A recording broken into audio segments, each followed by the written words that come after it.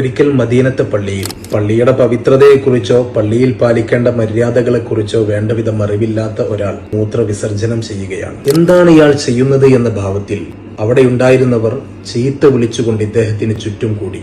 ഇത് കണ്ട മുഹമ്മദ് നബി സല്ലല്ലാഹു അലൈഹി വസല്ലമ തങ്ങൾ അവരുടെ അടുത്തേക്ക് വന്നുകൊണ്ട് പറഞ്ഞു, അയാള് വെറുതെ വിടൂ, അവിടെ ഒരു ബക്കറ്റ് വെള്ളം കൊണ്ടുവന്ന് ഒഴിച്ചാൽ പോരെ. ശേഷം റസൂലുള്ളാഹി സ്വല്ലല്ലാഹു അലൈഹി വസല്ലമ തങ്ങൾ അവരോട് പറയുന്നുണ്ട്, ഫഇന്നമാ ബുഇസ്തും മുയസ്സിരീന വലം തുബഅസു മുഅസ്സിരീൻ. നിങ്ങളുടെ നിയോഗ ദൗത്യം മറ്റുള്ളവർക്ക് സമാധാനം നൽകുന്ന രീതിയിൽ കാര്യങ്ങളൊക്കെ എളുപ്പമാക്കി കൊടുക്കലാണ്, പ്രയാസമുണ്ടാക്കലല്ല. തെറ്റുകൾ സംഭവിക്കുക സ്വാഭാവികമാണ്.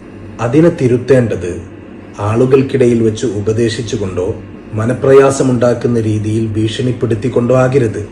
അവരുടെ ഭാഗത്ത് നിന്ന് ചിന്തിക്കാനുള്ള വിശാല മനസ്കത നമുക്കുണ്ടാകണം. അഭിമാനബോധം എല്ലാവരിലുമുണ്ട്.